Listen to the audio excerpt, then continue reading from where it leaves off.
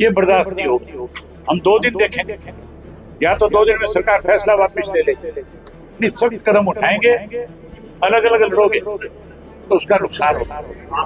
इन्होंने तो व्यापारियों को भी मारने में कसर नहीं छोड़ी, व्यापारियों के लाइसेंस रद्द कर दिए थे। मैं सीएम से बात 2 दिन बाद करूंगा, बात नहीं करूंगा, आर पार करूंगा, मैं बात करने वाला नहीं। उन 2 महीने में कितने लोगों को रोजगार मिलता है, इन्होंने तो उनके पेट पे भी लात मार। कितने मजदूर काम करते हैं, कोई ढोने वाला है, कोई तोलने वाला है, कोई भरने वाला है। लाल बहादुर शास्त्री जी दूसरे देशों में जाकर के जोड़ी करके अनाज के लिए भीख मांगते हैं। यूनियनों को भी संगठित करने की बात कही है। मैंने कहा है, मैं चाहता हूँ, हाँ, मैं ये चाहता हूँ कि सारे किसान यूनियनों के नेता जो वो जैसे पीछे इकट्ठे हुए थे काले कानूनों के खिलाफ, वैसे इकट्ठे होकर के लड़ो ताकि किसान की ताकत बढ़े। अलग अलग लड़ोगे तो उसका नुकसान होगा। इन्होंने तो व्यापारियों को भी मारने में कसर नहीं छोड़ी, व्यापारियों के लाइसेंस रद्द कर दिए थे। जब मुझे व्यापारियों ने टेलीफोन करके बात बताई कि हमारे लाइसेंस रद्द हो रहे हैं, तो मैं मुख्यमंत्री से टाइम लेकर के मिला। मैंने उसको कहा कि आप लाइसेंस कैसे रद्द कर दोगे? 229 मंडियां खत्म कर रहे थे, परचेज सेंटर खत्म कर रहे थे। अगर हम इस चीज की लड़ाई ना लड़ते तो बहुत सारे व्यापारियों के लाइसेंस रद्द हो गए थे।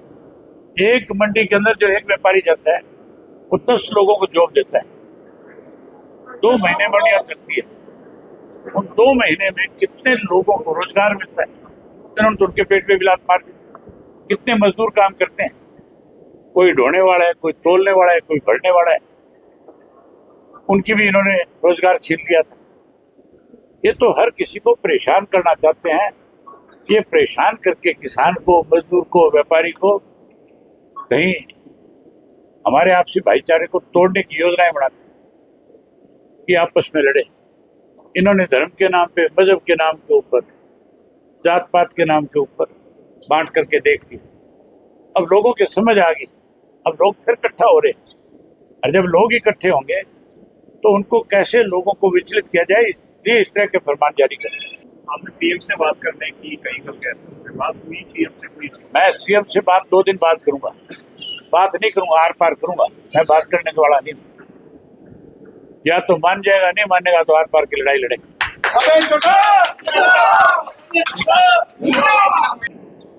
मुख्यमंत्री कहता हमने घोटाले रोकने के लिए सारे फैसले लिए।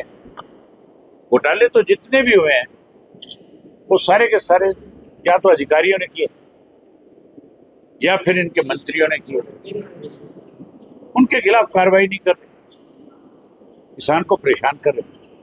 हमारी डिमांड है कि जितने घोटाले हुए, चाहे वो शराब घोटाला था, चाहे वो आपका रजिस्ट्री घोटाला था, चाहे वो आपका धान का घोटाला था, चाहे सरसों का घोटाला था, चाहे आपके पेपर लीक का घोटाला है, चाहे वो बैंकों में जो पैसों का घोटाला किया गया है उनका है, उन सब की जांच कराओ और उसके जो दोषी लोग हैं उनको पकड़ो और किसान को ज्यादा से ज्यादा सुविधा प्रदान करो ताकि किसान जो है इस देश को और ज्यादा आत्मनिर्भर बना सके।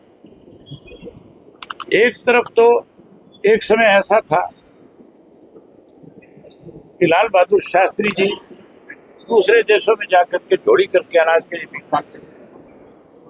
आज इस देश के किसान ने उसी सरकार को, उसी देश को आत्मनिर्भर बना दिया।